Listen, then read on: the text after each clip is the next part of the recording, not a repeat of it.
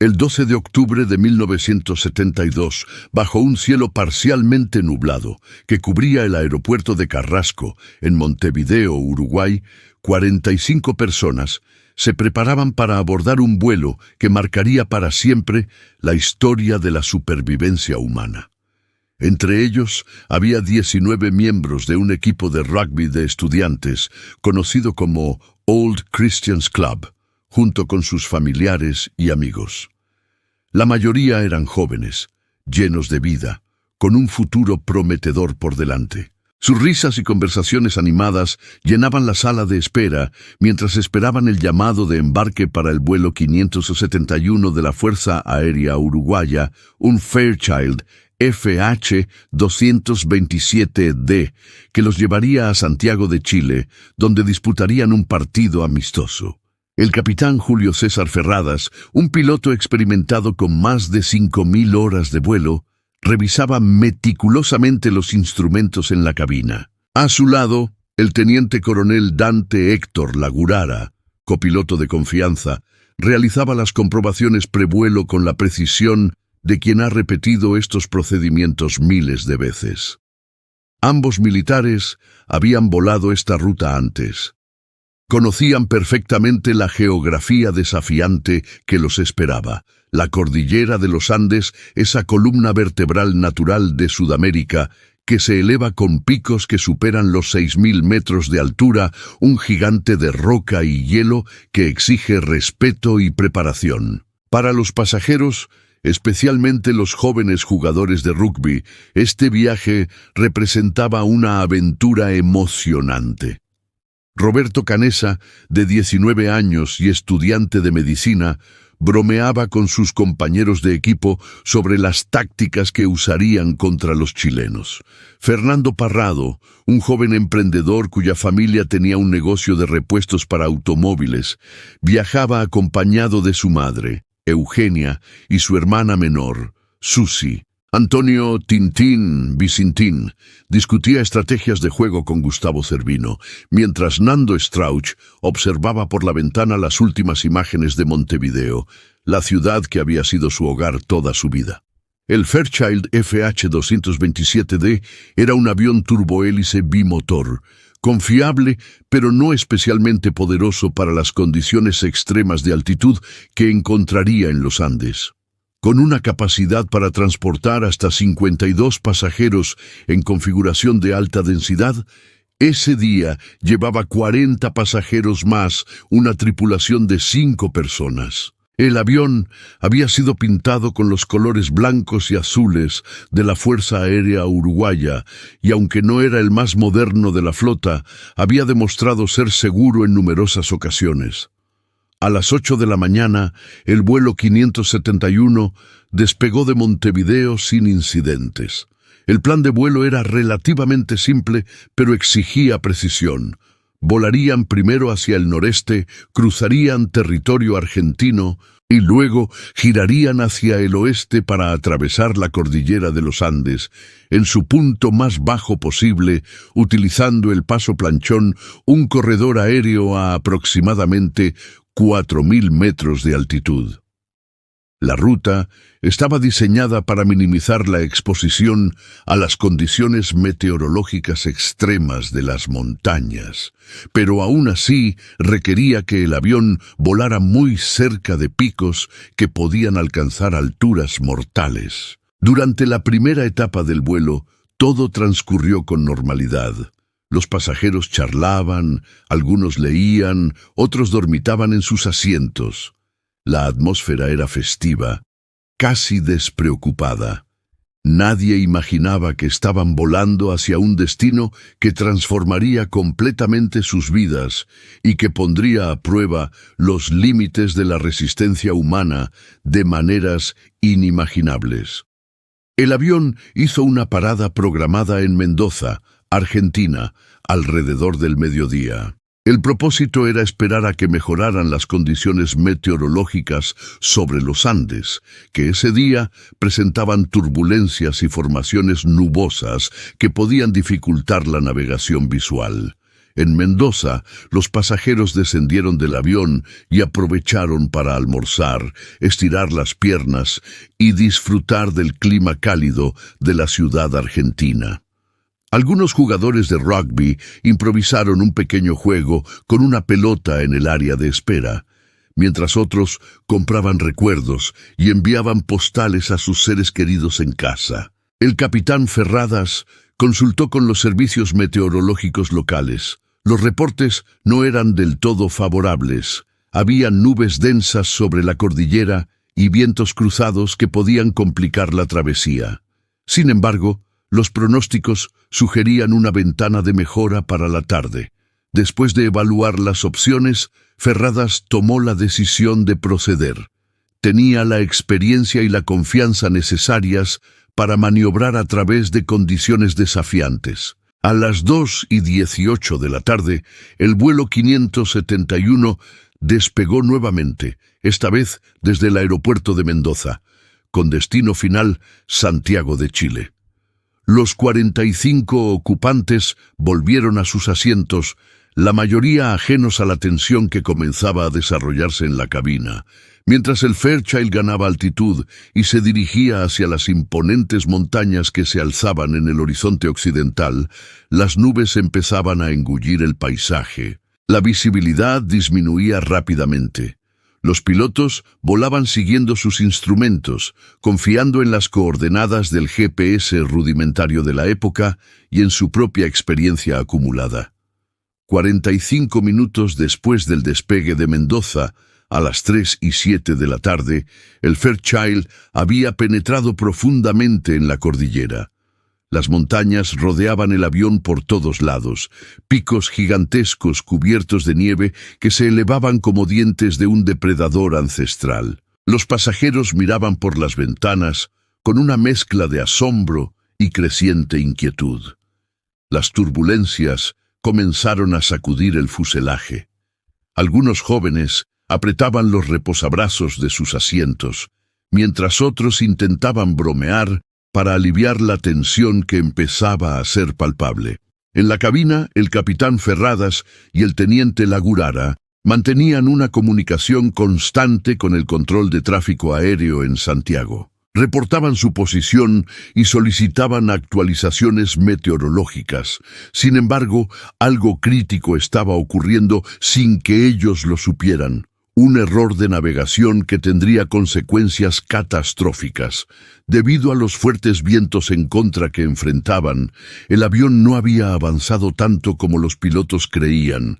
Cuando Ferradas pensó que ya habían cruzado completamente la cordillera y comenzó el descenso hacia Santiago, el Fairchild todavía estaba en medio de las montañas más altas y peligrosas de los Andes. Los jóvenes del equipo de rugby notaron algo extraño. A través de las ventanas, en lugar de ver el valle que se suponía los llevaría a Santiago, veían picos montañosos cada vez más cerca. Roberto Canessa, sentado junto a una ventana en el lado derecho del avión, sintió un escalofrío recorrerle la columna vertebral cuando vio la ladera de una montaña aparecer entre las nubes, peligrosamente cercana.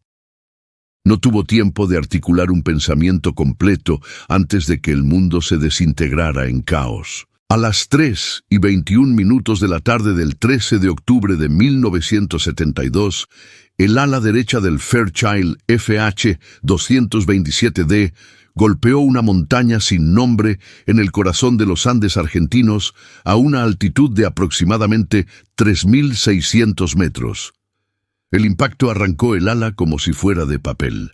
Inmediatamente después, la cola del avión se separó del fuselaje, llevándose consigo a 5 personas que desaparecieron en el vacío helado de las montañas. El resto del avión, convertido en un proyectil sin control, se deslizó por la pendiente nevada a una velocidad vertiginosa, girando, rebotando, destruyéndose mientras arrastraba a sus ocupantes hacia un destino desconocido. Los gritos de terror se mezclaban con el sonido ensordecedor del metal retorciéndose. Asientos se desprendieron, equipaje voló por el aire, cuerpos fueron lanzados violentamente en todas direcciones. El fuselaje actuó como un trineo macabro, deslizándose por la nieve y el hielo durante más de 700 metros antes de detenerse finalmente en medio de un valle glaciar rodeado de picos que se elevaban hasta el cielo como guardianes silenciosos e indiferentes. Cuando el movimiento cesó y el ruido se apagó, un silencio mortal envolvió los restos del avión. Ese silencio fue roto por los gemidos de los heridos, los llantos de los aterrorizados y el viento helado que aullaba entre las montañas como un presagio de la pesadilla que apenas comenzaba.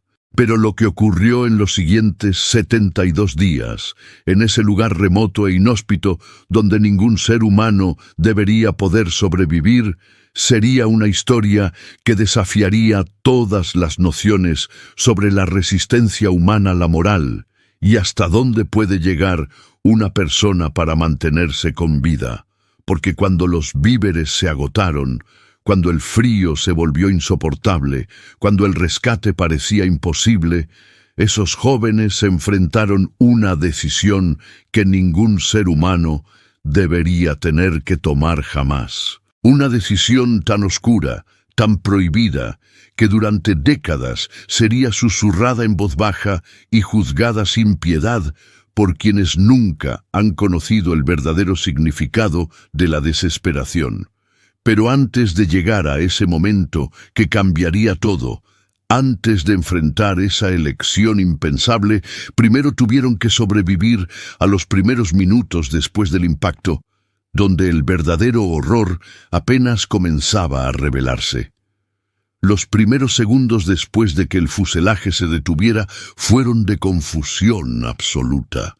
El interior del avión había quedado irreconocible. Los asientos estaban retorcidos, algunos arrancados completamente de sus bases y apilados unos sobre otros. El piso estaba cubierto de nieve que había entrado por los enormes agujeros donde antes estaban la cola y la cabina de los pilotos. El frío penetrante de los Andes, a casi 4.000 metros de altitud, comenzó a invadir el espacio inmediatamente, transformando el fuselaje destrozado en una trampa helada. Nando Parrado recuperó la conciencia sin saber cuánto tiempo había pasado. Su rostro estaba cubierto de sangre y un dolor punzante le atravesaba el cráneo. Intentó moverse, pero descubrió que estaba parcialmente atrapado bajo escombros y otros pasajeros. A su alrededor escuchaba gemidos, gritos de dolor, súplicas desesperadas pidiendo ayuda. Cuando finalmente logró liberarse y ponerse de pie, la escena que presenció era de proporciones dantescas. Cuerpos yacían en posiciones imposibles, algunos claramente sin vida, otros retorciéndose en agonía. La nieve roja de sangre contrastaba grotescamente con el blanco prístino del paisaje exterior. Roberto Canessa, el estudiante de medicina, había sobrevivido milagrosamente con lesiones menores. Su entrenamiento médico, aunque incompleto, lo convirtió instantáneamente en uno de los recursos más valiosos para los sobrevivientes. Comenzó a evaluar a los heridos con manos temblorosas, intentando recordar todo lo que había aprendido en sus años de estudio. Había fracturas múltiples, heridas en la cabeza, laceraciones profundas y casos de trauma interno que estaba seguro resultarían fatales sin atención médica especializada. Pero no había hospitales aquí. No había ambulancias, no había nada excepto montañas, nieve y un silencio aterrador que solo era interrumpido por el gemido del viento. Gustavo Cervino, otro estudiante de medicina, se unió a Canessa en el triage de emergencia. Juntos identificaron rápidamente a los más gravemente heridos. El capitán Ferradas había muerto en el impacto inicial, su cuerpo todavía en la cabina destrozada. El copiloto Lagurara también había perecido.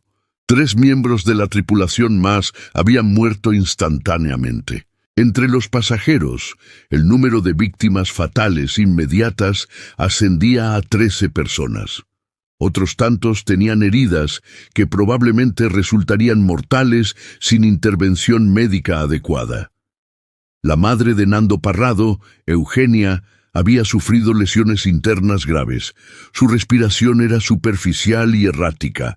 Su hija Susi, la hermana menor de Nando, estaba inconsciente con una herida severa en la cabeza. Nando, todavía aturdido por su propio trauma craneal, se arrodilló junto a ellas, sosteniéndoles las manos, susurrando palabras de consuelo que sonaban huecas, incluso para sus propios oídos. No había nada que pudiera hacer excepto observar impotente mientras la vida se les escapaba lentamente. Marcelo Pérez, el capitán del equipo de rugby, asumió rápidamente un rol de liderazgo. A pesar de estar herido, comenzó a organizar a los sobrevivientes. Su primera prioridad era establecer un orden en el caos, asegurarse de que todos los supervivientes estuvieran contabilizados y protegidos del frío extremo. Las temperaturas en la cordillera durante el día rondaban los 0 grados centígrados, pero por la noche descendían dramáticamente hasta 20 o 30 grados bajo cero. Sin refugio adecuado, la hipotermia se convertiría en una amenaza tan letal como las heridas físicas. Los sobrevivientes trabajaron frenéticamente para convertir los restos del fuselaje en un refugio habitable. Cerraron las aberturas con maletas, asientos y cualquier material que pudieran encontrar para bloquear el viento helado. La sección trasera del avión, que se había separado durante el impacto, nunca fue encontrada en esos primeros días, y con ella habían desaparecido provisiones vitales y 5 personas más, incluyendo a la aeromoza y varios miembros del equipo. La cabina delantera, donde habían muerto los pilotos, fue sellada para evitar que entrara más viento y nieve. Cuando finalmente pudieron hacer un inventario de las provisiones disponibles, la realidad de su situación se volvió escalofriante. Tenían 8 barras de chocolate pequeñas, algunas galletas, un par de botellas de vino tinto y varios tarros de mermelada. Para alimentar a los 33 sobrevivientes iniciales, estas provisiones apenas alcanzarían para unos pocos días si las racionaban extremadamente. No había agua potable, solo nieve que tendrían que derretir usando métodos rudimentarios. No había mantas suficientes, no había medicamentos más allá de algunos analgésicos básicos encontrados en los bolsos de mano. No había equipo de supervivencia de ningún tipo. La radio del avión había sido destruida en el impacto. No tenían forma de comunicarse con el mundo exterior. No sabían si alguien había detectado su señal de emergencia antes del accidente. No sabían si equipos de rescate estaban en camino. La única certeza era que estaban completamente solos en uno de los lugares más remotos e inaccesibles del planeta, rodeados de montañas que se elevaban miles de metros por encima de ellos, sin rutas de escape visibles y con el invierno austral aproximándose rápidamente. Roy Harley, quien había trabajado con su padre en reparaciones electrónicas, examinó los restos de la radio del avión con la esperanza de poder repararla. Pasó horas intentando reconectar cables, probar circuitos, cualquier cosa que pudiera restablecer aunque fuera una señal débil, pero el daño era demasiado extenso. Los componentes críticos habían sido destruidos o estaban enterrados bajo toneladas de nieve y escombros. Su único vínculo con la civilización había sido cortado permanentemente. Esa primera noche fue la más larga que cualquiera de ellos había experimentado. El frío era tan intenso que les dolían los huesos. Se amontonaron unos contra otros en el interior del fuselaje, compartiendo el calor corporal, temblando incontrolablemente. El viento aullaba afuera como una bestia viva, golpeando el metal con ráfagas que hacían vibrar toda la estructura. En la oscuridad completa de la noche andina, cada sonido se amplificaba, cada gemido de dolor resonaba con más fuerza, cada respiración dificultosa recordaba a todos que la muerte rondaba muy cerca. Durante esa noche, 2 personas más murieron por sus heridas. Eugenia Parrado, la madre de Nando, exhaló su último aliento poco después de la medianoche, rodeada por su hijo, quien le sostenía la mano y lloraba silenciosamente. Su cuerpo fue llevado afuera, a la nieve, donde las temperaturas subárticas actuarían como refrigerador natural hasta que pudieran darle un entierro apropiado. Pero en la cordillera de los Andes, en medio del invierno, enterrar a los muertos era imposible. El suelo estaba congelado sólido a varios metros de profundidad. Los cuerpos simplemente se amontonaban en la nieve, cubriéndose gradualmente con cada nueva nevada. Monumentos silenciosos a la fragilidad de la vida humana. Cuando amaneció el 14 de octubre, el segundo día después del accidente, los sobrevivientes emergieron del fuselaje con esperanzas renovadas. Seguramente los equipos de rescate estarían en camino. Seguramente alguien había detectado la señal de emergencia. Seguramente aviones de búsqueda sobrevolarían la zona en cualquier momento. Pasaron el día escaneando el cielo, escuchando atentamente cualquier sonido de motores, preparando señales visuales con pedazos de metal reflectante que habían arrancado del fuselaje para atraer la atención de posibles rescatistas. Pero el cielo permanecía vacío. Ningún avión apareció. Ningún helicóptero rompió el silencio. Solo las montañas los observaban con su indiferencia milenaria y el sol que brillaba engañosamente brillante sobre la nieve blanca, creando un resplandor que lastimaba los ojos y causaba quemaduras severas en la piel expuesta. Varios de los jóvenes comenzaron a sufrir ceguera de nieve, una condición dolorosa causada por la exposición excesiva a la radiación ultravioleta reflejada por la nieve. Tuvieron que improvisar gafas de sol cortando tiras de plástico de las cortinas del avión y haciendo pequeñas ranuras para proteger sus ojos. La comida se racionaba estrictamente.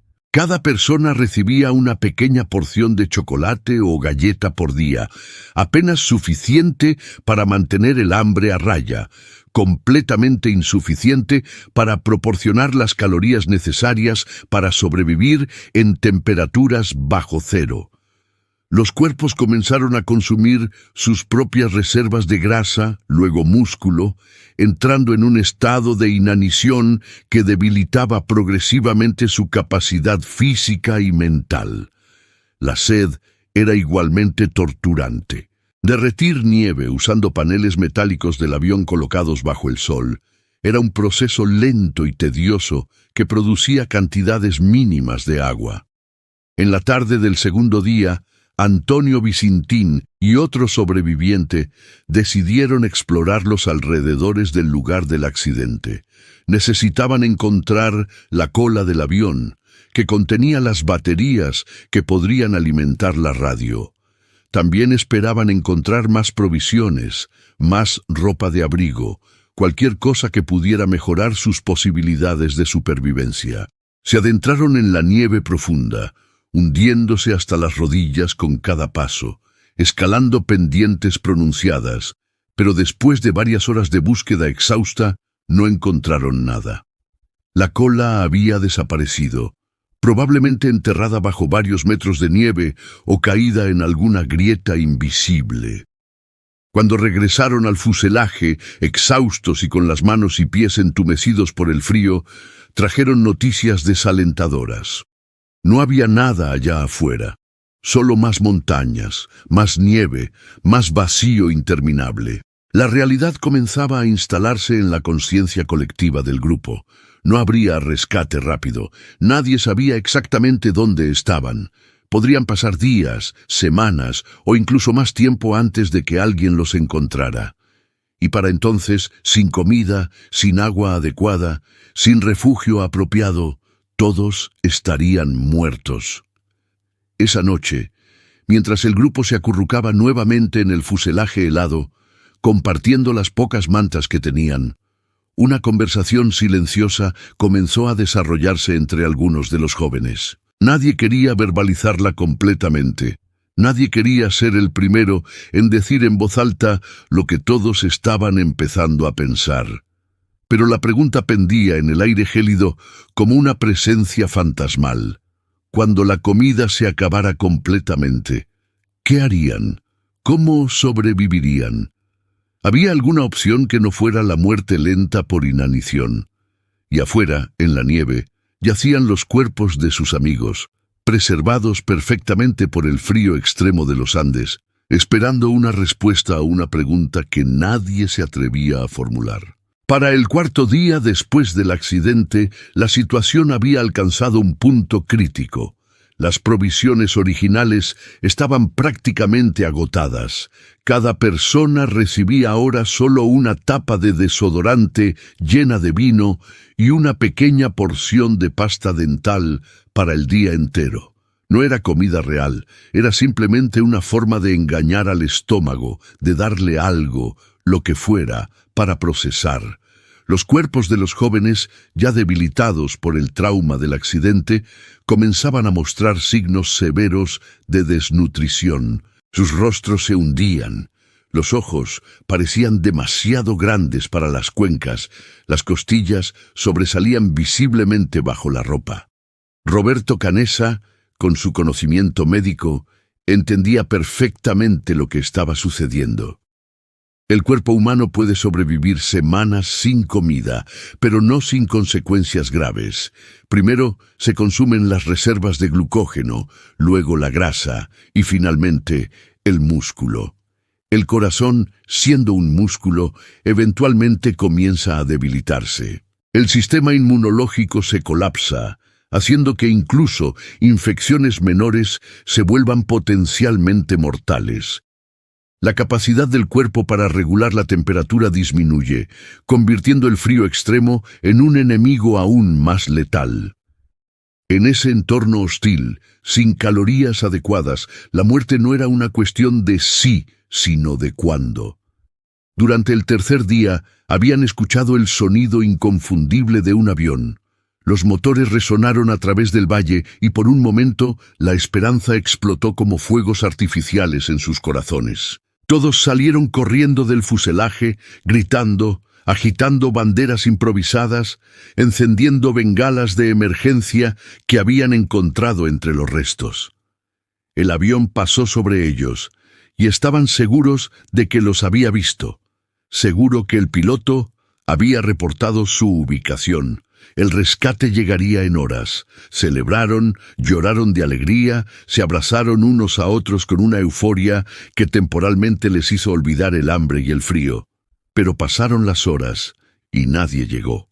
Pasó la noche y el cielo permaneció vacío. Al día siguiente escucharon otro avión, esta vez más distante. Y luego otro. Durante una semana, varios aviones de búsqueda sobrevolaron la región.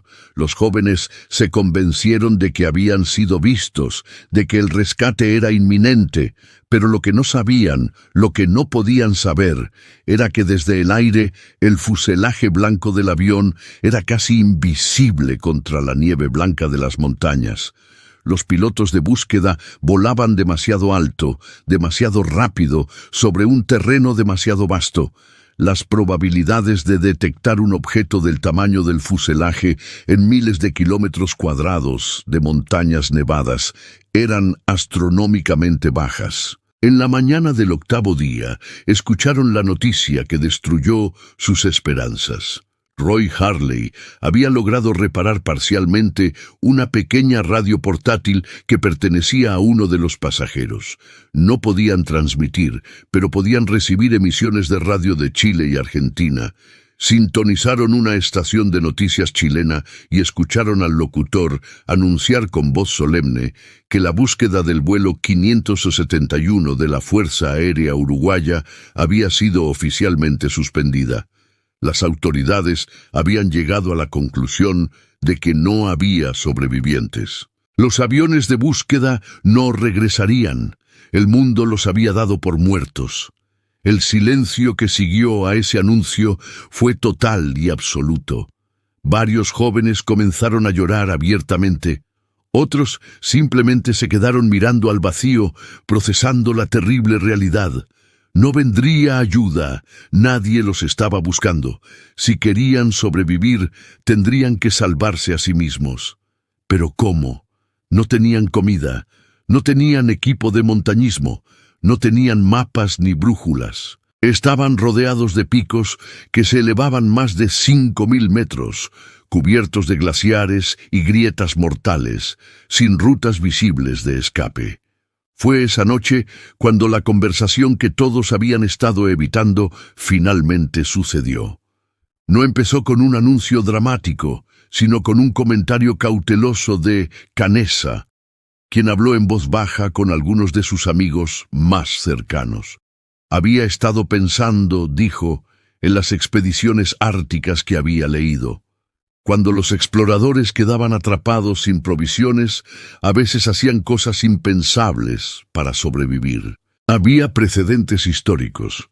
La expedición Donner en California en 1846, el naufragio del Essex que inspiró Moby Dick, el viaje del Raft of the Medusa. En situaciones extremas, cuando no quedaba absolutamente ninguna otra opción, los humanos habían recurrido al canibalismo para mantenerse con vida. La palabra cayó como una bomba entre el grupo. Algunos reaccionaron con horror inmediato, rechazando la idea como una abominación contra Dios y la humanidad. Otros permanecieron en silencio, sus mentes trabajando a través de la terrible lógica de la sugerencia. Afuera, en la nieve, yacían los cuerpos de sus amigos fallecidos, preservados perfectamente por el frío a temperaturas bajo cero. Sus cuerpos contenían proteína, grasa, todos los nutrientes necesarios para la supervivencia. Biológicamente hablando, era simplemente carne, pero filosóficamente, moralmente, espiritualmente, era mucho más que eso. Eran personas, tenían nombres, familias, sueños. ¿Cómo podían siquiera considerar tal cosa? Marcelo Pérez, el capitán del equipo, un católico devoto, luchó internamente con la propuesta. Su fe le decía que era un pecado imperdonable. Su instinto de supervivencia le decía que era la única opción. Consultó a los 2 sacerdotes que estaban entre los sobrevivientes, pero ninguno de ellos tenía una respuesta clara. Las enseñanzas de la Iglesia no contemplaban específicamente este escenario. ¿Qué era más importante? ¿Preservar la santidad del cuerpo muerto o preservar la vida de los vivos? Durante 2 días más, el debate continuó. Algunos argumentaban apasionadamente que preferirían morir antes que cruzar esa línea. Otros, especialmente aquellos que estaban casados o tenían hijos esperándolos en casa, sentían la obligación moral de hacer lo que fuera necesario para regresar a sus familias. Nando Parrado, quien había perdido a su madre y cuya hermana todavía luchaba por su vida en un estado semiconsciente, expresó su posición con claridad brutal. Haría lo que fuera necesario para sobrevivir y salir de esa montaña, porque alguien tenía que llegar a su padre y contarle lo que había sucedido. Finalmente, fue Canessa quien propuso un marco moral que permitiría a algunos del grupo proceder. Sugirió que pensaran en ello no como profanar los cuerpos de sus amigos, sino como recibir un regalo final de ellos. Si las situaciones fueran invertidas, no querrían que sus propios cuerpos ayudaran a sus amigos a sobrevivir. Argumentó que era similar a la donación de órganos, solo que bajo circunstancias extraordinarias. Los cuerpos ya no contenían las almas de sus amigos. Esas almas habían ascendido al cielo. Lo que quedaba era simplemente materia biológica que podía significar la diferencia entre la vida y la muerte. Este razonamiento no convenció a todos, pero convenció a suficientes. Hicieron un pacto. Aquellos que estuvieran dispuestos a comer Tomarían la decisión por sí mismos, pero nadie sería obligado. Y más importante aún, si alguien moría en el futuro, daba permiso implícito para que su cuerpo fuera usado de la misma manera. Era un acuerdo para la supervivencia mutua, un reconocimiento de que las reglas normales de la sociedad no aplicaban en este lugar donde la naturaleza había reducido todo a su esencia más primitiva: vivir o morir. El 17 de octubre, 11 días después del accidente, los primeros individuos tomaron el paso. Usando fragmentos de vidrio roto del avión, cortaron pequeñas tiras de carne congelada de los cuerpos que yacían en la nieve. La carne estaba dura como piedra debido al frío extremo. La cocinaron ligeramente sobre metal calentado al sol, no tanto como para cocinarla completamente, sino apenas para quitarle el frío extremo. Los primeros bocados fueron los más difíciles. Algunos vomitaron inmediatamente. Otros lloraban mientras masticaban. El sabor, la textura, el conocimiento de lo que estaban haciendo, todo se combinaba en una experiencia traumática que los marcaría para siempre. Pero funcionó. La proteína comenzó a restaurar sus fuerzas gradualmente. Los cuerpos que habían estado consumiéndose a sí mismos comenzaron a estabilizarse. Los que habían estado demasiado débiles para moverse recuperaron algo de energía. La supervivencia, ese instinto más básico, grabado en cada célula de cada organismo vivo, había triunfado sobre el tabú social más profundo. Habían cruzado una línea que nunca imaginaron cruzar, y aunque la culpa y el horror los perseguirían por el resto de sus vidas, también sabían que habían tomado la única decisión que les permitiría ver otro amanecer. No todos participaron inicialmente. Algunos se negaron rotundamente durante días, prefiriendo debilitarse antes que comprometer sus principios. Pero a medida que pasaba el tiempo, a medida que la realidad de que no vendría rescate se hundía más profundamente, incluso los más reticentes comenzaron a reconsiderar. La línea entre la vida y la muerte se volvía más delgada cada día. Y cuando esa línea es tan delgada que puedes verla claramente, las preguntas filosóficas sobre moralidad se vuelven secundarias a la pregunta más fundamental de todas.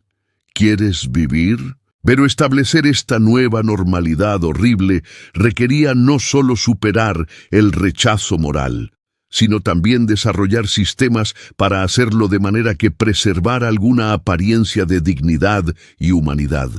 Crearon reglas estrictas. Solo ciertos individuos estarían encargados de la preparación. Se haría discretamente, lejos de la vista de aquellos que todavía no podían aceptarlo. Se tratarían los cuerpos con el mayor respeto posible bajo las circunstancias. Se rezarían oraciones, se honraría la memoria de los caídos. No eran salvajes. Eran personas civilizadas obligadas, por circunstancias inimaginables, a hacer lo impensable. Pero justo cuando pensaban que habían tocado fondo, cuando creían que nada podía ser peor que lo que ya estaban viviendo, la montaña les enseñaría que el infierno tiene niveles más profundos. La noche del 29 de octubre, 17 días después del accidente inicial, el grupo se había asentado en una rutina sombría, pero funcional. Habían organizado turnos para derretir nieve, racionar la comida, cuidar a los heridos. La hermana de Nando Parrado, Susi, finalmente había sucumbido a sus heridas días atrás, dejando a Nando con un dolor indescriptible, pero también con una determinación férrea. Haría lo que fuera necesario para salir de esa montaña y honrar la memoria de su madre y su hermana. Esa noche, el clima se volvió particularmente hostil. El viento aullaba con una ferocidad que hacía vibrar todo el fuselaje. La nieve caía horizontalmente, impulsada por ráfagas que alcanzaban velocidades de huracán. Los sobrevivientes se acurrucaron dentro del refugio improvisado, apretados unos contra otros para conservar calor, escuchando los sonidos ominosos de la tormenta afuera. Nadie podía dormir profundamente. El frío era demasiado intenso, el miedo demasiado presente. Alrededor de las 11 de la noche, sin advertencia previa, escucharon un sonido que haría que la sangre se les helara en las venas. Un rugido profundo, distante, pero inconfundiblemente poderoso. Era el sonido de una avalancha, y se acercaba directamente hacia ellos. No tuvieron tiempo de reaccionar, no tuvieron tiempo de escapar. En segundos, toneladas de nieve compacta golpearon el fuselaje con la fuerza de un tren de carga. La estructura metálica crujió y se dobló, pero milagrosamente no colapsó completamente. Sin embargo, la nieve entró en torrentes por cada abertura, llenando el interior en segundos. Los gritos de terror fueron sofocados casi inmediatamente por la nieve. Los jóvenes lucharon desesperadamente por mantener sus cabezas sobre la masa blanca que los engullía. Algunos fueron empujados contra las paredes del fuselaje, aplastados por el peso combinado de la nieve y los cuerpos de otros. La oscuridad era total. El aire desaparecía rápidamente. Era como estar enterrado vivo, ahogándose en un océano de hielo. Aquellos que estaban más cerca de la parte superior lograron mantener bolsas de aire cerca de sus rostros. Gritaron pidiendo ayuda, llamando los nombres de sus amigos, intentando desesperadamente hacer túneles en la nieve compactada. Pero el peso era enorme y cada movimiento consumía un oxígeno precioso. Algunos sintieron que sus pulmones estaban a punto de explotar, que esta era finalmente la muerte que habían estado evadiendo durante semanas. El pánico puro tomó control. Ese terror animal que elimina todo pensamiento racional y deja solo el impulso frenético de sobrevivir. Gustavo Cervino, quien había quedado cerca de una abertura lateral, logró hacer un agujero pequeño hacia el exterior.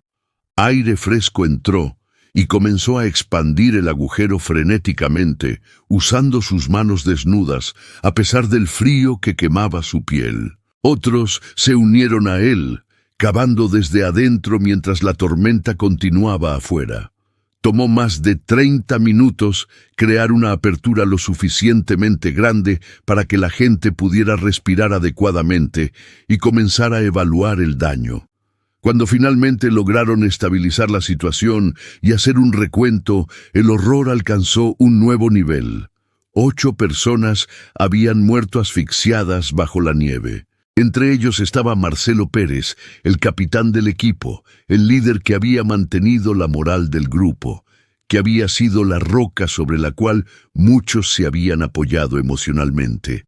Su muerte fue un golpe devastador, no solo por la pérdida de un amigo, sino porque representaba el colapso de la estructura de liderazgo que habían establecido.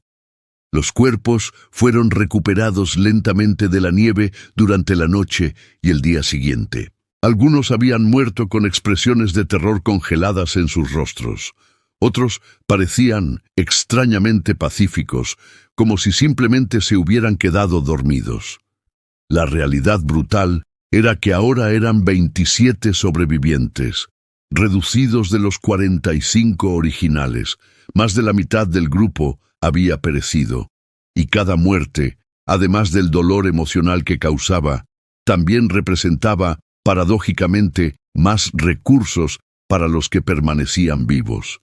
Esta dualidad moral grotesca pesaba terriblemente en las mentes de los sobrevivientes. Lloraban a sus amigos muertos sinceramente, pero al mismo tiempo sabían que esas muertes significaban que podrían sobrevivir un poco más tiempo. Esta contradicción horrible creaba una culpa que era casi insoportable. ¿Cómo podían sentirse aliviados por la muerte de alguien? ¿Qué tipo de monstruos se habían convertido? ¿Todavía merecían llamarse humanos? La avalancha también destruyó gran parte de las mejoras que habían hecho al refugio. La nieve que había entrado se congeló rápidamente, reduciendo significativamente el espacio habitable y haciendo el interior aún más frío. Trabajaron durante días para limpiar el área usando pedazos de metal como palas, derritiendo y drenando nieve poco a poco. Pero era una batalla perdida. Cada noche más nieve entraba y cada mañana tenían que volver a empezar. Después de la avalancha, la moral del grupo alcanzó su punto más bajo. Muchos comenzaron a perder la esperanza por completo. ¿Qué sentido tenía seguir luchando? Cada día traía nuevos desafíos, nuevo dolor, nuevas pérdidas. La montaña parecía estar conspirando activamente para matarlos, usando cada arma en su arsenal: frío, hambre, avalanchas, infecciones, desesperación. Algunos expresaron en voz alta lo que muchos pensaban en silencio. Quizás sería mejor simplemente rendirse, dejar que el frío los llevara en su sueño, reunirse con sus amigos que ya habían partido. Pero fue precisamente en este momento más oscuro cuando surgieron los verdaderos líderes. Nando Parrado, transformado por el dolor de perder a su madre y hermana, emergió como una fuerza de voluntad inquebrantable. Declaró que él personalmente caminaría fuera de estas montañas o moriría intentándolo. No se quedaría sentado esperando un rescate que claramente nunca llegaría. Roberto Canessa se unió a él en esta determinación. Si había alguna posibilidad de salvación, tendrían que crearla ellos mismos. Comenzaron a planear una expedición. Era una idea desesperada, casi suicida. Las montañas se extendían en todas direcciones hasta donde alcanzaba la vista, picos de más de 5.000 metros cubiertos de nieve y hielo. No tenían equipo de escalada, no tenían mapas, no tenían idea de qué dirección los llevaría a la civilización. Pero quedarse significaba muerte segura, lenta y agonizante. Al menos intentar caminar les daba una posibilidad, por mínima que fuera. Prepararse para tal expedición requería tiempo y recursos. Necesitaban acumular suficiente comida para un viaje que podría durar días o incluso semanas. Necesitaban crear ropa de abrigo adecuada usando materiales del avión. Necesitaban estar lo más fuertes físicamente posible, lo que significaba consumir más calorías de las que habían estado racionando. Cada una de estas preparaciones presentaba desafíos éticos y prácticos que habrían sido impensables en circunstancias normales. Mientras algunos del grupo se preparaban para la expedición, otros trabajaban en mejorar las condiciones del campamento base. Crearon un sistema mejor para derretir nieve usando paneles metálicos reflectantes del avión. Desarrollaron métodos más eficientes para preservar y preparar su horrible fuente de alimento. Establecieron protocolos para cuidar a aquellos que estaban enfermos o heridos. Lentamente, casi sin darse cuenta, habían construido una microsociedad funcional en las condiciones más extremas imaginables. Los días se convertían en semanas. Noviembre llegó, marcando un mes completo desde el accidente. Los cuerpos de los jóvenes se habían adaptado de maneras sorprendentes. Habían desarrollado tolerancia al frío extremo. Sus sistemas digestivos habían aprendido a procesar su dieta antinatural. Sus mentes habían encontrado formas de compartimentalizar el horror, de funcionar a pesar de la culpa omnipresente, de aferrarse a pequeños momentos de humanidad en medio de la barbarie. Jugaban al rugby cuando el clima lo permitía, pateando una pelota improvisada en la nieve. Contaban historias sobre sus vidas antes del accidente, manteniendo viva la memoria de quienes habían sido. Rezaban juntos, encontrando consuelo en su fe compartida, aunque esa fe había sido probada hasta límites inimaginables. Celebraron cumpleaños, compartieron sueños sobre el futuro, hicieron promesas sobre lo que harían cuando finalmente regresaran a casa. si regresaban a casa. Pero debajo de todos estos intentos de normalidad yacía una verdad innegable. Habían sido transformados irrevocablemente por esta experiencia. Las líneas que habían cruzado, las cosas que habían hecho, las decisiones que habían tomado, todas estas cosas se habían grabado permanentemente en sus almas. Nunca volverían a ser las personas que subieron a ese avión en Montevideo hace tantas vidas atrás. La montaña los había quebrado, remoldeado, forjado en algo nuevo, algo más duro, pero también profundamente marcado.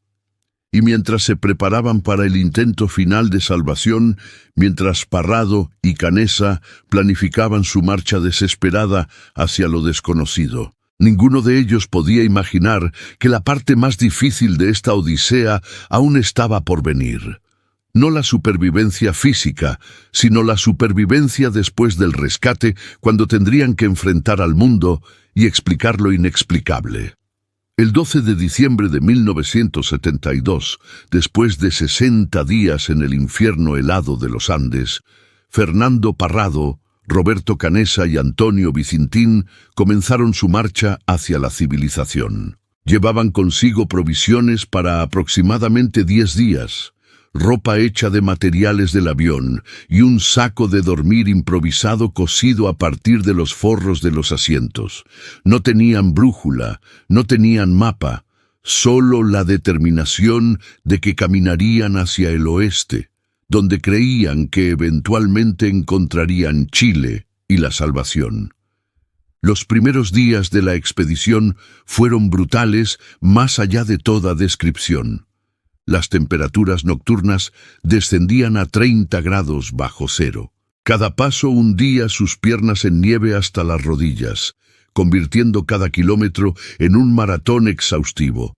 Las alturas extremas hacían que cada respiración fuera un esfuerzo consciente, y el mal de altura les provocaba náuseas, dolores de cabeza pulsantes y episodios de confusión mental. Después de 3 días, quedó claro que 3 personas consumirían las provisiones demasiado rápido. Vicintín regresó al fuselaje, dejando a Parrado y Canessa continuar solos. Mientras tanto, en el sitio del accidente, los 19 sobrevivientes restantes esperaban con una mezcla de esperanza y terror. Sabían que si Parrado y Canessa fallaban, todos morirían. No había plan de respaldo. Los días pasaban con una lentitud agonizante. Cada mañana despertaban preguntándose si este sería el día en que verían helicópteros en el cielo. Cada noche se dormían con la duda corrosiva de si sus amigos seguían vivos o si habían perecido en alguna grieta en el hielo, convirtiendo sus sacrificios en vanos. Parrado y Canessa escalaron montaña tras montaña, cada una pareciendo ser la última antes del valle que los llevaría a la civilización, solo para descubrir otra cordillera más allá. El desaliento amenazaba constantemente con vencerlos. En un momento particularmente desesperado, llegaron a la cima de lo que pensaban sería su ascenso final. Esperaban ver campos verdes, pueblos, señales de vida humana. En cambio, vieron un océano interminable de picos montañosos extendiéndose hasta el horizonte en todas direcciones. Parecía imposible. Parecía que habían caminado directamente hacia el corazón de la cordillera más grande de América del Sur sin esperanza de escape. Pero Parrado se negó a rendirse. Había hecho una promesa a su padre moribundo de encontrar ayuda. Había jurado sobre las tumbas de su madre y hermana que no moriría en esta montaña. Continuaron, ahora claramente más allá de los límites de resistencia humana normal, funcionando puramente con fuerza de voluntad. Sus labios estaban agrietados y sangrando, sus rostros estaban quemados por el sol hasta quedar casi negros. Sus cuerpos habían perdido más del 30% de su peso corporal. Eran esqueletos ambulantes, envueltos en harapos, pero seguían caminando. El 10º día de su marcha, vieron algo que hizo que sus corazones se detuvieran. Señales de vegetación. pequeños arbustos verdes apareciendo entre la nieve. Esto significaba altitudes más bajas, climas más templados, la posibilidad de vida.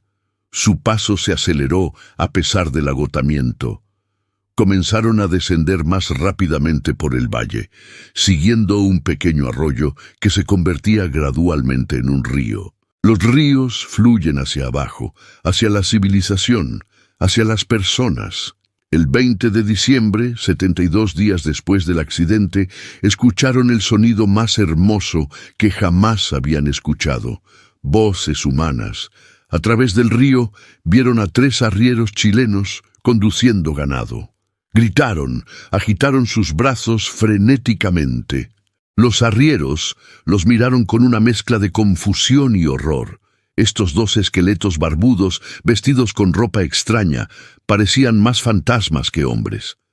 La comunicación era difícil a través del rugido del río, pero finalmente un arriero llamado Sergio Catalán lanzó un papel y un lápiz envueltos en una piedra al otro lado. Con manos temblorosas, Parrado escribió: «Vengo de un avión que cayó en las montañas. Soy uruguayo. Llevamos 72 días caminando. Hay 19 compañeros heridos en el avión. No podemos caminar más. No sabemos dónde estamos. Por favor, ayúdenos». El arriero leyó la nota, su expresión transformándose de confusión a shock absoluto. Hizo gestos indicando que iría a buscar ayuda, que volvería. Las siguientes horas fueron las más largas de sus vidas. ¿Y si nadie les creía? ¿Y si pensaban que era un engaño? Pero Sergio Catalán cumplió su palabra. Cabalgó durante 10 horas hasta el puesto policial más cercano en los Maitenes. Alertó a las autoridades que inicialmente se mostraron escépticas. El vuelo 571 había sido dado por perdido hacía meses. Los expertos habían declarado imposible que alguien sobreviviera tanto tiempo en esas condiciones. Pero algo en la desesperación de Catalán los convenció de al menos investigar. El 21 de diciembre, helicópteros de la Fuerza Aérea Chilena despegaron hacia las coordenadas aproximadas que Parrado y Canessa habían proporcionado. Los pilotos eran escépticos. Habían volado misiones de búsqueda durante semanas después del accidente sin encontrar nada. Pero cuando sobrevolaron el área y vieron el reflejo del fuselaje en la nieve, cuando vieron las figuras humanas salir corriendo y agitar desesperadamente, la realidad los golpeó como un martillo. Era verdad. Realmente había sobrevivientes. Después de 72 días en el infierno congelado de los Andes, había sobrevivientes. Las limitaciones de altitud y clima permitieron que solo 2 helicópteros aterrizaran ese primer día. Evacuaron a 6 de los sobrevivientes más débiles, prometiendo regresar al día siguiente por los demás. Para aquellos que permanecieron atrás una noche más, fue agridulce. La salvación estaba tan cerca, pero aún tenían que pasar una última noche en el lugar que había sido su prisión y su tumba durante más de 2 meses. Esa noche, reunidos por última vez en el fuselaje destrozado, rezaron oraciones de agradecimiento, lloraron por los amigos que habían perdido y enfrentaron la primera oleada de lo que vendría después. Tendrían que contar su historia al mundo. Al día siguiente, los helicópteros regresaron y evacuaron a los sobrevivientes restantes. Mientras el fuselaje se alejaba debajo de ellos, algunos de los jóvenes se permitieron mirar hacia atrás por última vez a ese lugar horrible que había definido su existencia durante 72 días. Los cuerpos de sus amigos todavía yacían allí, en la nieve. Monumentos silenciosos a un precio de supervivencia que nadie debería tener que pagar. Se habían hecho promesas de que regresarían algún día, de que darían a sus amigos caídos entierros apropiados, de que sus familias sabrían exactamente qué había sucedido. Cuando aterrizaron en el hospital de San Fernando, Chile, fueron recibidos por médicos que no podían creer lo que veían. Estos jóvenes, con pesos corporales reducidos a niveles críticos, con múltiples congelaciones, infecciones y lesiones sin tratar, técnicamente no deberían estar vivos. El hecho de que 16 de ellos habían sobrevivido violaba todo lo que la ciencia médica entendía sobre los límites de resistencia humana. Los exámenes comenzaron inmediatamente, no solo para tratarlos, sino para documentar este caso extraordinario para la posteridad médica. Pero junto con los médicos vinieron los periodistas. La historia del vuelo 571 se había convertido en noticia internacional. Los medios de comunicación de todo el mundo enviaron corresponsales para cubrir lo que se estaba llamando el milagro de los Andes. Las primeras entrevistas fueron cautelosas, enfocándose en las condiciones de los sobrevivientes, en los detalles técnicos del accidente, en el heroísmo de la expedición final. Los jóvenes, exhaustos y traumatizados, respondían preguntas con frases cortas, evadiendo los detalles más oscuros de su supervivencia. Pero los periodistas eran persistentes. Querían saber cómo exactamente habían sobrevivido tanto tiempo sin provisiones adecuadas. Las respuestas evasivas solo aumentaban la curiosidad. Comenzaron a circular rumores. Algunos reporteros, hablando con los equipos de rescate que habían visto el sitio del accidente, empezaron a juntar las piezas del horrible rompecabezas. Cuando finalmente la verdad emergió, cuando uno de los sobrevivientes confirmó públicamente lo que habían hecho para mantenerse vivos, el mundo reaccionó con una mezcla de horror, fascinación y juicio moral inmediato. Los titulares fueron sensacionalistas y a menudo crueles. Sobrevivientes de accidente aéreo admiten canibalismo, gritaban las portadas de periódicos globalmente. Programas de radio debatían la moralidad de sus acciones. Comentaristas religiosos se preguntaban si habían cometido pecados imperdonables. El público se dividió violentamente. Algunos veían a los sobrevivientes como héroes que habían hecho lo necesario para vivir. Otros los veían como monstruos que habían violado el tabú más sagrado de la humanidad. Las familias de los fallecidos enfrentaban su propio infierno, procesando no solo la pérdida de sus seres queridos, sino el conocimiento de lo que había sucedido con sus cuerpos. Los sobrevivientes, todavía recuperándose físicamente en hospitales, ahora enfrentaban un trauma secundario igualmente devastador. La culpa que habían estado compartimentalizando para sobrevivir ahora los inundaba sin filtros. Algunos sufrieron crisis nerviosas completas. Otros se retrajeron en silencio negándose a hablar con nadie. Las sesiones de terapia comenzaron inmediatamente, pero ¿cómo podían los psicólogos ayudar cuando no había precedentes para este nivel de trauma combinado, supervivencia extrema, decisiones morales imposibles, pérdida masiva y ahora juicio público global?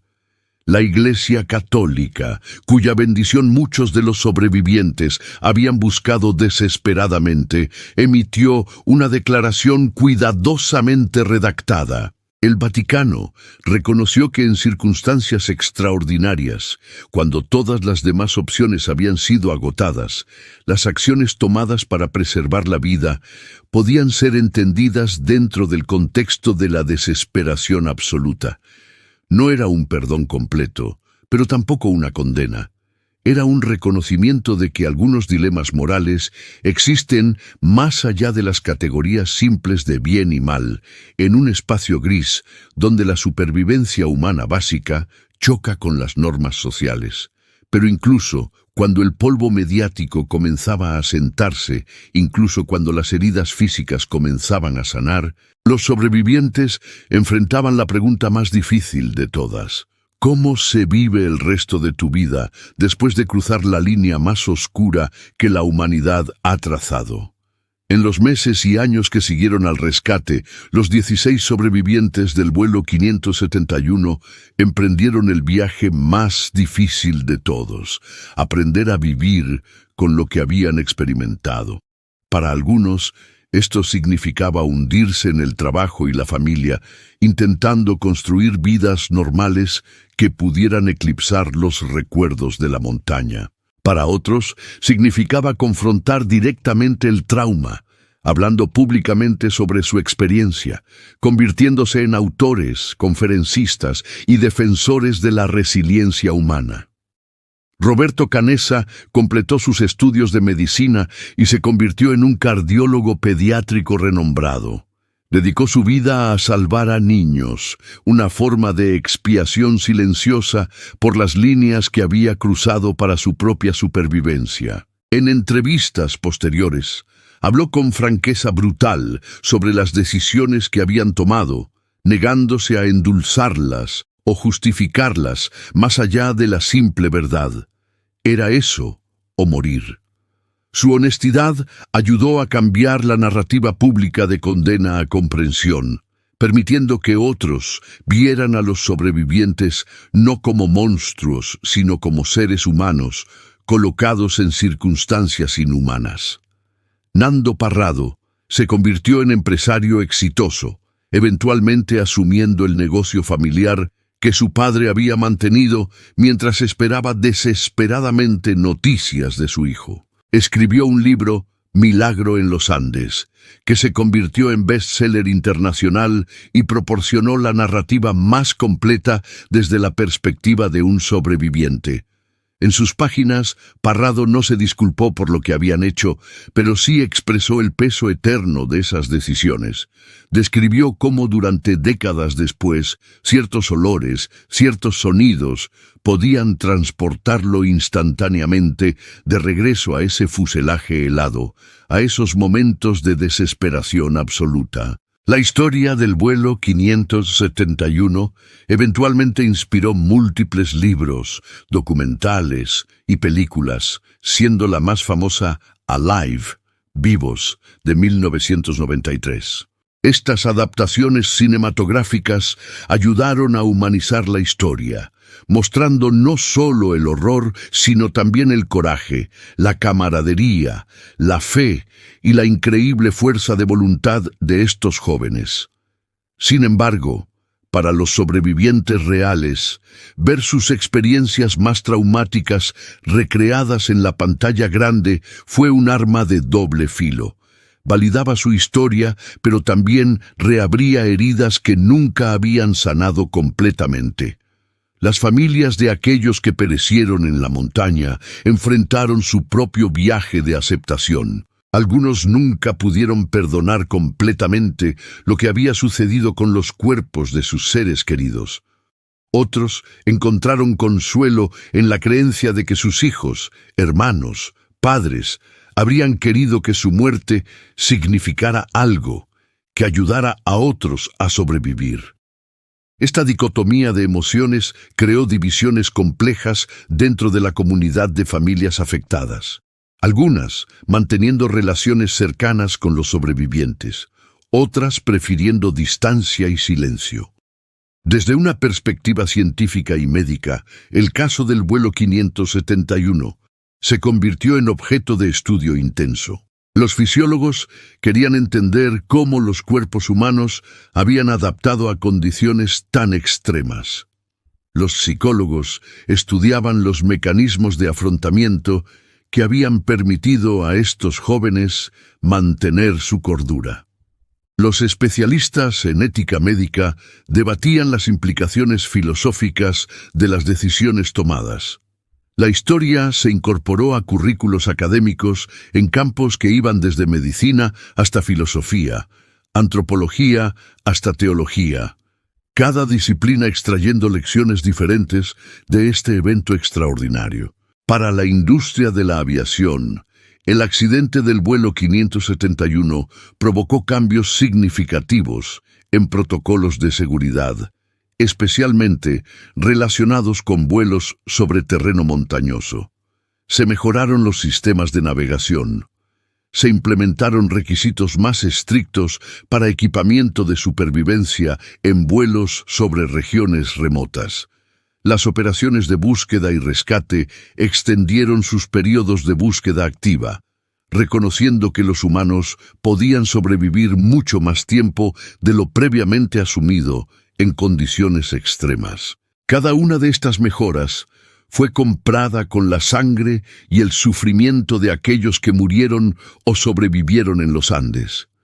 Los sobrevivientes, ahora en sus años dorados, continúan reuniéndose anualmente para conmemorar tanto a los que vivieron como a los que murieron en la montaña.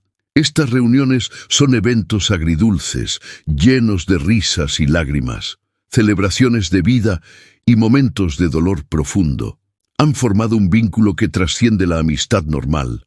Han compartido algo que nadie más en el mundo puede comprender completamente. Son hermanos forjados no en sangre, sino en supervivencia, unidos para siempre por 72 días que definieron el resto de sus vidas. Cuando se les pregunta qué lecciones quieren que el mundo aprenda de su experiencia, los sobrevivientes consistentemente enfatizan varios temas. Primero, que la vida humana es increíblemente resistente. El espíritu puede soportar mucho más de lo que imaginamos posible. Segundo, que en situaciones extremas la moralidad no es blanca o negra, sino un espectro de grises donde las reglas normales dejan de aplicar. Tercero, que el poder de la cooperación humana, del apoyo mutuo, de la fe compartida, puede superar obstáculos aparentemente insuperables. También hablan sobre la importancia del perdón, tanto de otros como de uno mismo. Llevar la culpa de lo que hicieron para sobrevivir habría sido una carga demasiado pesada para transportar toda una vida. Tuvieron que aprender, a través de años de terapia, reflexión y apoyo mutuo, a perdonarse a sí mismos. No por olvidar o minimizar lo que sucedió, sino por reconocer que habían sido colocados en una posición donde no existían buenas opciones, solo la elección entre muerte segura y supervivencia a cualquier costo. Para los investigadores de comportamiento humano, el vuelo 571 proporciona evidencia fascinante sobre cómo las sociedades se forman incluso en las circunstancias más extremas. Los sobrevivientes no descendieron al caos y al salvajismo como podría predecir una interpretación simplista del comportamiento humano bajo estrés extremo. En cambio, crearon estructuras, reglas, sistemas de apoyo. Mantuvieron su humanidad esencial, incluso mientras violaban uno de sus tabúes más fundamentales. Esta paradoja desafía nociones simples sobre la naturaleza humana y sugiere que nuestra esencia civilizada está más profundamente arraigada de lo que a menudo asumimos. La historia también planteó preguntas profundas sobre el papel de la fe en tiempos de crisis extrema. Muchos de los sobrevivientes eran católicos devotos, y su fe fue tanto una fuente de consuelo como de conflicto durante su calvario. Rezaban diariamente, encontraban significado en sus creencias religiosas, pero también luchaban con la aparente contradicción entre sus acciones y las enseñanzas de su iglesia. Esta tensión entre fe y supervivencia, entre principios morales y realidad pragmática, es un aspecto de la historia que resuena especialmente con personas de todas las tradiciones religiosas y filosóficas. Hoy, más de 50 años después del accidente, el lugar del accidente en los Andes permanece prácticamente intacto. Los restos del fuselaje todavía están allí, preservados por el clima extremo. Los cuerpos de aquellos que nunca fueron recuperados todavía yacen en la nieve, monumentos eternos a un capítulo de la historia humana que nunca será olvidado. El gobierno argentino ha declarado el sitio como un memorial no oficial y ocasionalmente familiares y sobrevivientes hacen peregrinaciones difíciles a ese lugar remoto para presentar sus respetos y reflexionar sobre lo que sucedió allí. Los sobrevivientes del vuelo 561 transformaron su trauma en propósito. Muchos se convirtieron en oradores motivacionales, compartiendo su historia con audiencias globales, no para glorificar lo que hicieron, sino para inspirar a otros a nunca rendirse sin importar cuán imposibles parezcan las circunstancias. Su mensaje es simple pero poderoso. Los humanos somos capaces de resistencia extraordinaria cuando trabajamos juntos, cuando nos apoyamos mutuamente, cuando nos negamos a aceptar la derrota, incluso cuando la derrota parece inevitable. Para aquellos de nosotros que escuchamos esta historia desde la comodidad de nuestras vidas normales, es fácil juzgar. Es fácil decir qué hubiéramos hecho, cómo hubiéramos actuado de manera diferente. Pero la verdad incómoda es que ninguno de nosotros realmente sabe qué haríamos cuando enfrentamos la elección entre muerte segura y supervivencia a través de medios impensables. Los sobrevivientes del vuelo 571 no pidieron estar en esa posición, no eligieron ese destino. Fueron colocados allí por circunstancias más allá de su control y tomaron las decisiones que sintieron que debían tomar para ver otro amanecer. Su historia nos obliga a confrontar preguntas incómodas sobre la naturaleza humana, sobre moralidad, sobre cuánto estamos dispuestos a sacrificar para sobrevivir. No proporciona respuestas fáciles, porque no existen respuestas fáciles. En cambio, nos deja con una comprensión más profunda de que ser humano es existir en tensión constante entre nuestros ideales más elevados y nuestros instintos más primitivos, y que a veces, en los momentos más extremos, esa tensión se resuelve de maneras que desafían todo lo que creemos saber sobre nosotros mismos. La historia del vuelo 571 es, en última instancia, una historia sobre la voluntad humana de vivir. Es sobre el poder del espíritu humano para resistir sufrimiento inimaginable. Es sobre la complejidad de la moralidad cuando las reglas normales de la sociedad se desmoronan. Y es un recordatorio de que en nuestro momento más oscuro, cuando todo parece perdido, cuando hemos alcanzado lo que creemos es el límite absoluto de resistencia humana, a veces podemos encontrar dentro de nosotros mismos la fuerza para dar un paso más, escalar una montaña más, sobrevivir un día más.